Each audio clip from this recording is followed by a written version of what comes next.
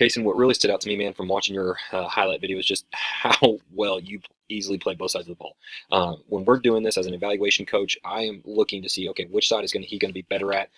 What's he have more potential in, and everything else. And you were one of the hardest ones I've had to choose between whether it's going to be defense or whether it's going to be offense. All right, and that just says a lot about you as an athlete and as a football player. Okay, now my suggestions for your highlight video are the following. Okay, the first thing is to have an information slide at the very beginning. The information that you need to have on there is your name, school, graduation year, position, height and weight, X account, email, and phone number. Okay, and the best way to go about this is to go on Canva. All right, this is free. Go make a slide on. You want to list that information on the left of the slide, and then upload a picture of you on the right. Download that and upload that to the very first thing on your Huddle highlight video. Okay, and the reason we want to have that information is so coaches know how to get in contact with you. All right, they're going to see your tangibles, your height and weight, but then they're going to know how to be able to follow you on X, how they can contact you there, and how they can contact you via phone number. Because a college coach's time is very short and very valuable, and if they have to spend time searching for a kid or trying to track down a number, I've seen them pass on athletes. Okay, I've personally had to do it because I don't have the time to go try to find a kid on X when I really love what I saw, but I can't get in contact with them, so I had to pass on the kid. All right, next, removing plays / non-highlights. All right, first thing I want to say, these are not bad plays. Okay, these are not bad plays, but we just want to have these are just more plays than anything that doesn't showcase your strengths or transfer to the next level as much. All right, we want to take, say you're on 10 on a coach's board, okay, and maybe we take this play out and boom, you can move that needle, move up to a 5, a 3, or a 2. Okay. And the one play I've really got on here for you is at the 149 mark right here. And really the reason, like I said, this is not a bad play whatsoever. You come up, make a great open field tackle, okay, from way outside in the corner position, but being drugged just a couple yards compared to some of your other hits to where, boom, you're wrestling those guys down, snatching them up, making them fly in the air. That shows a little bit more power and that physicality and violence compared to this one, okay? And so we don't want them to think that maybe there's just a few of those plays. We want them to think you're going to hit like that all the time, all right? So take that one out. Like I said, we're trying to move that needle. Next, we want to go to the order of plays. All right, and this is kind of like going back to what I said at the very beginning. Let's focus on offense first. Okay, I think that's where we might have a better shot. I'm not saying you don't have a shot at both, but let's focus on offense first. Okay, that's what we'll go over with our improvements. But we'll go offense, and then you want to have all your next plays on defense. Okay, and the reason being why we want to kind of have it in the order of that is because that way a coach can jump right to where they need to see your film. All right, because a defensive coach doesn't necessarily want to watch the offensive clips. They just want to focus on defense. So now if there's a DB coach there, okay, say this coach, I can play both sides of the ball, whatever you like. If you go to my 2:26 mark in my film, boom, you click there, boom, there's my defensive highlights from there on out. Okay, and the offensive running back coach can watch it from the very beginning. Okay, so that's why we want to do that. Now, within those orders of offense and defense, we want to go with the sequence of plays, okay? And this is basically kind of based on sections. So we want to start with long TDs, then go to short TDs, all right? Then your explosives, that's anything from 15 to 20 plus yards down the field. And then if you've got anything blocking, add that in there as well, because no block, no rock, right? So we want to add that in there also if you've got them for future reference. And the remaining offensive highlights, okay? And these remaining offensive highlights are more, not necessarily explosion plays, but still good plays that showcase what you can do. All right. And then on the offensive side, with that being said, being a running back, we want to have these plays be set up with running touchdowns or rushing touchdowns or rushing explosions or whatever, and then receiving. Okay. So however on that end needs to fit for you. All right. Now, I know one in there, the explosives, that's your receiving one. We'll kind of go over that, but that one's fine. Just showing what you can do in the open field, all right, just explosiveness, and then follow suit from there, okay? But then going to that to defense, you want to go your turnovers first, interceptions, forced fumbles, fumble recoveries, all right, and then your PBUs, and then any TFLs, and then also anything at the line of scrimmage, disruptive, the line of scrimmage, that included in your TFLs, and then your tackles, okay? Tackles are going to see physicality and violence, so that's what you want to have in there. And then your remaining defensive highlights, all right? Again, these are not necessarily the statistical sides of it, just like we're showing there, but still showcasing what you can do, all right? And the reason we want to have these sections like this, all right, within this order, is because we want to have the best place to start each section, capture that coach's attention early, and keep him watching. Because after a minute, all right, if he doesn't see something, he's going to go on, all right? And that's why we want to have all those plays first, because they're watching, college recruiters watching 60 to 100 kids in a day.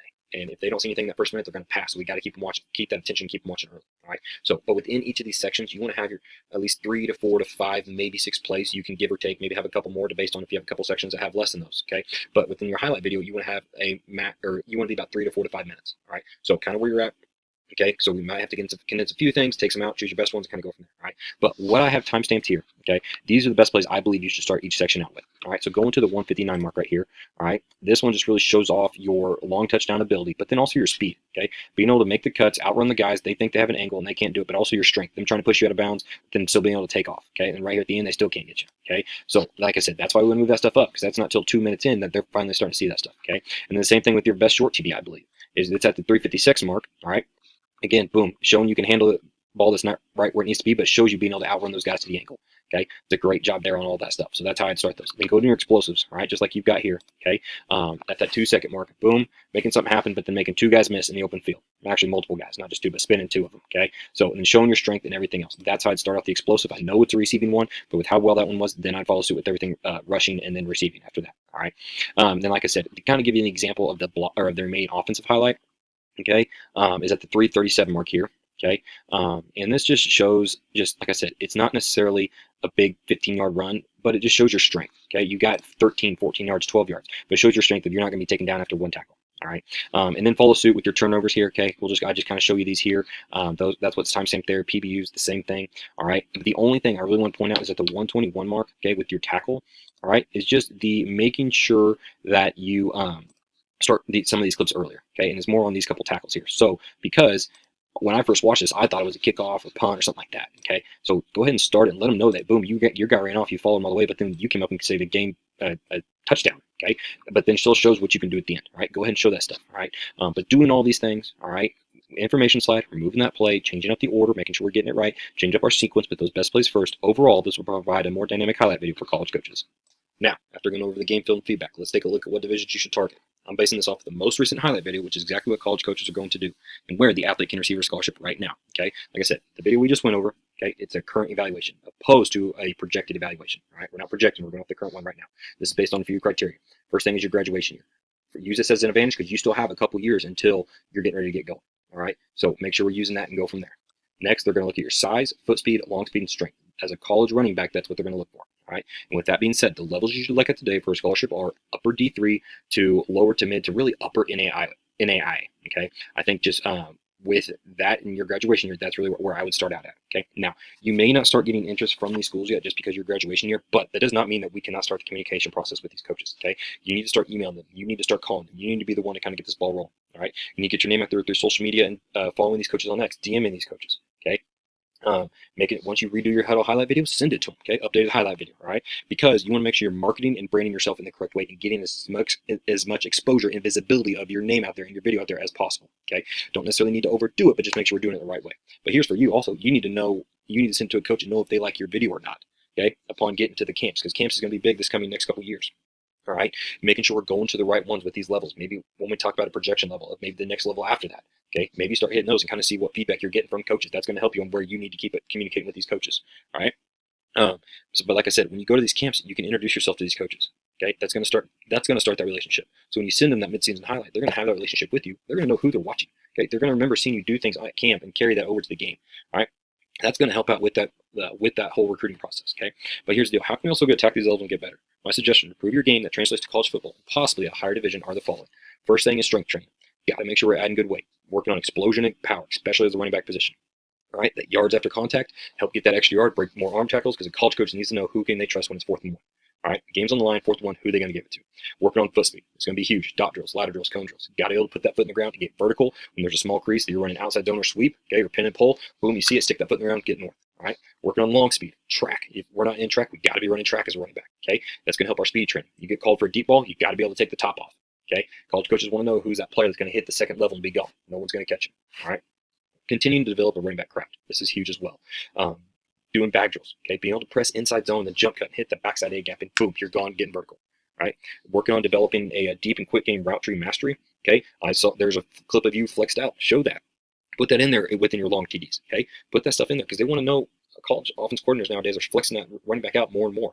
Okay, it makes it harder on that defense, so they want to know it's more appealing to a college recruiter. Also, within that, make sure we're working on jug and tennis ball work because that's going to work on the hand-eye coordination. When I coached receivers, every small drill we did, we finished with the catch, whether that was with the football or tennis ball. Okay, and sometimes, or when I coached running backs too, there'd be a few times if we weren't working on ball security, we'd work on catching as well when we finish up a drill. All right, and that ties into ball security because we got to have that thing high and tight. Okay, do this while you're doing footwork drills, sprints, bag drills. Okay, because if you can't protect the football, your chance of playing is going to go down. That's it, plain and simple. All right. And then lastly, I want to throw in there is just flexibility. Okay, this is part of pre and post training stretching. If you guys don't do this as a team, you got to make sure you're doing it on your own. Okay, do this before you go to bed. When you wake up, that's going to be part of that individual work that you got to put in.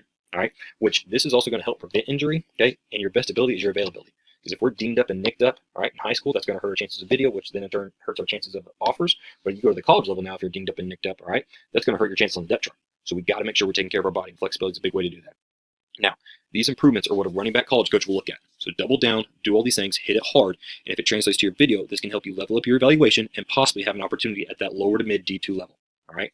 But Kason, at the end of the day, man, everything will come down to your individual work, your outreach. Okay. This one is big for you. Your outreach as well as your marketing and social media. You got to start doing that stuff now. Okay. And your relationship building with college coaches, which you're going to experience that as you keep getting older and older. Right. Because that relationship is huge in college football, which is why the next step is your athlete interview, where you're going to get an interview with a coach and get coached on your communication and your interviewing skills. All right. Which is critical for those conversations you're about to start having with college coaches. So make sure you watch the video beforehand and be ready to go. If you have any questions, we'll be able to answer them at the end of the interview. Thank you.